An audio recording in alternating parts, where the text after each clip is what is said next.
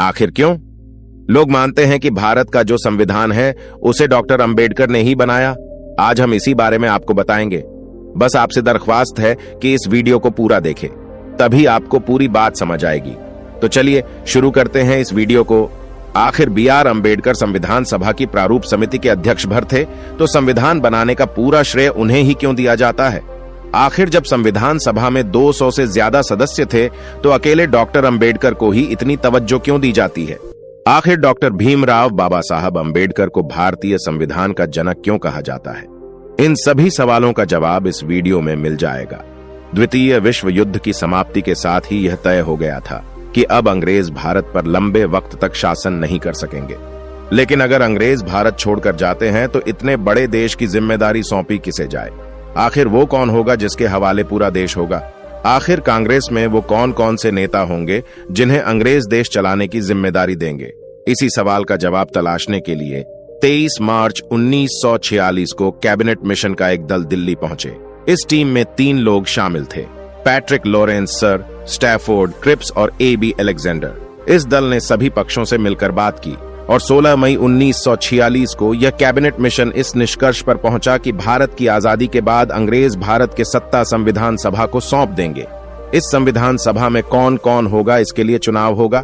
ये भी तय हुआ कि संविधान सभा में कुल 389 सदस्य होंगे, जिनमें 292 सदस्य प्रांतों से और 93 सदस्य प्रिंसली स्टेट से यानी कि रियासतों से होंगे। 25 जून को कैबिनेट मिशन की इस योजना पर आम सहमति बन गई। 29 जून को मिशन वापस लौट गया। इसी कैबिनेट मिशन की सिफारिशों के तहत अंतरिम सरकार का गठन हुआ, जिसमें 2 सितंबर 1946 को भारत की अंतरिम सरकार बनी और जवाहरलाल नेहरू देश के पहले प्रधानमंत्री बने। इससे पहले कैबिनेट मिशन की सिफारिशों पर संविधान सभा के 385 सीटों के लिए जुलाई और अगस्त 1946 में चुनाव हुए। उस चुनाव में बाबा साहब डॉक्टर भीमराव अंबेडकर की एक उम्मीदवार थे, जो बंबई से शेड्यूल कास्ट फेडरेशन के उम्मीदवार थे, लेकिन वो चुनाव हार गए। हालांकि महात्मा गांधी से लेकर कांग्रेस और यहां तक कि मुस्लिम लीग के लोग भी चाहते थे कि अंबेडकर को तो संविधान सभा का सदस्य होना ही चाहिए। तब बंगाल से B.R. अंबेडकर को उम्मीदवार बनाया गया। मुस्लिम लीग के वोटों के जरिए डॉक्टर अंबेडकर वो चुनाव जीत गए और संविधान सभा के सदस्य बन गए। लेकिन अभी तो असली कहानी बाकी थी, जिसमें मुस्लिम लीग ने कैबिनेट मिशन के चुनावी प्रस्ताव को स्वीकार कर लिया था। उसी मुस्लिम लीग ने संविधान सभा में शामिल होने से ही इनकार कर इस बीच 6 दिसंबर 1946 को ब्रिटिश सरकार ने यह मान भी लिया कि 2 देश और 2 संविधान सभाएं बन सकती। ब्रिटिश सरकार के इस माननीय भर को मुस्लिम लीग ने अपनी जीत के तौर पर देखा और फिर 9 दिसंबर 1946 को जब संविधान सभा की पहली बैठक हुई तो मुस्लिम लीग से कोई भी उस बैठक में शामिल ही नहीं। हालांकि B.R. अंबेडकर उस बैठक में शामिल थे। मुस्लिम लीग ने मुस्लिमों के लिए अलग संविधान सभा और अलग देश की मांग करती। लाख कोशिशों के बाद भी जब मुस्लिम लीग के लोग नहीं माने तो संविधान सभा ने अपना काम शुरू कर दी है, तो सच्चिदानंद सिन्हा को संविधान सभा का और अस्थायी अध्यक्ष नियुक्त किए।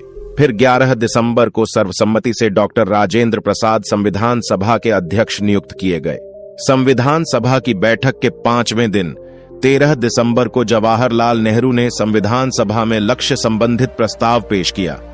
वरिष्ठ कांग्रेसी नेता पुरुषोत्तम दास टंडन ने इसका अनुमोदन किया। हर सदस्य को इस पर अपनी बात रखनी थी। शुरुआत तो इसी से हुई कि जब तक मुस्लिम लीग के सदस्य इस सभा में शामिल नहीं होते, बात होनी ही नहीं चाहिए।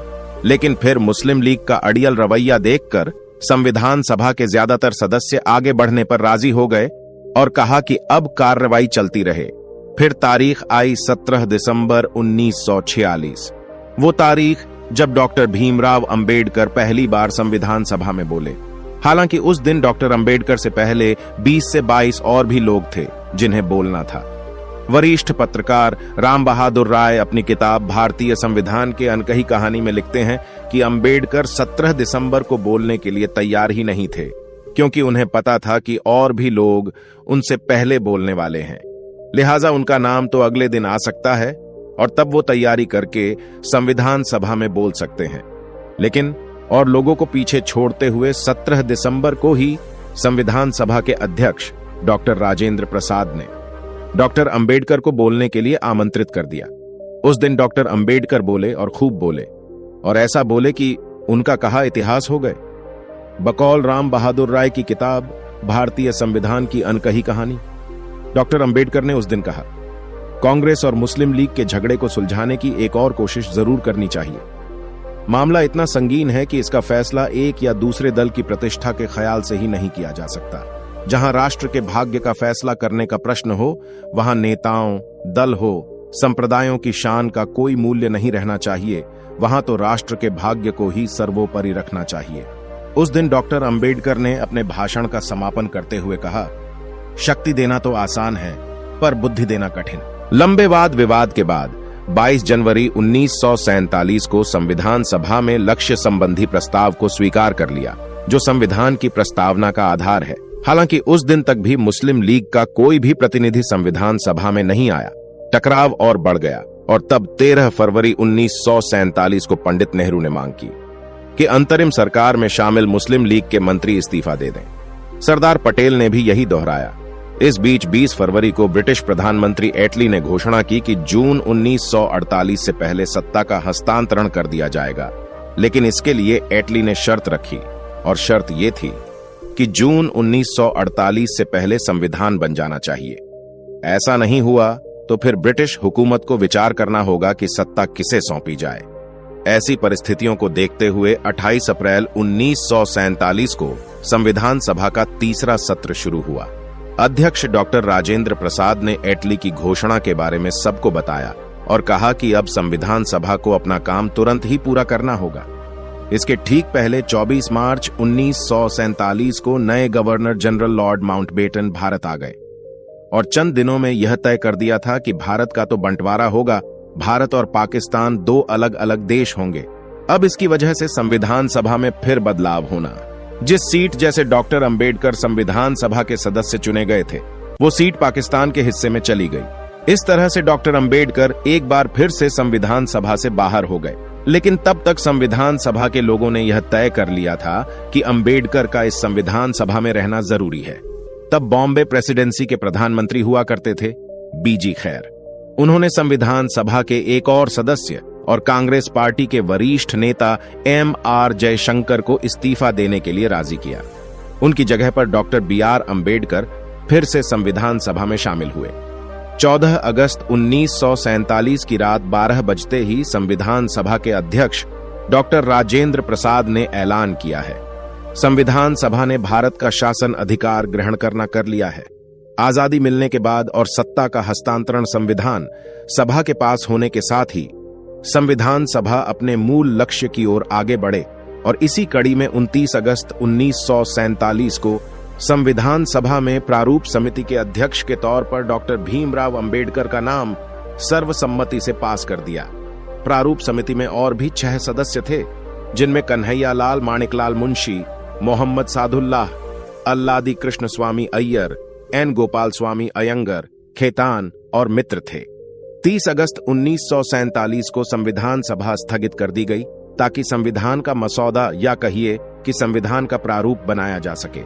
27 अक्टूबर से इस प्रारूप समिति ने रोजमर्रा का काम शुरू किया। बात, विचार और बहस के बाद 21 फरवरी 1948 को प्रारूप समिति के अध्यक्ष डॉक्टर अंबेडकर ने संविधान सभा के अध्यक्ष डॉक्टर राजेंद्र प्रसाद के सामने संविधान का प्रारूप रखा। डॉक्टर राजेंद्र प्रसाद ने इस मसौदे या कहिए कि प्रारूप को सरकार के मंत्रालयों, प्रदेश सरकारों, विधान सभाओं और सुप्रीम कोर्ट, हाई कोर्ट को भेजा ताकि सबके सुझावों को शामिल किया जा सके। जो सुझाव आए उन पर प्रारूप समिति ने 22 मार्च से 24 मार्च 1948 के बीच विचार विमर्श किया। 3 नवंबर 1948 से फिर से संविधान सभा की बैठक शुरू हुई।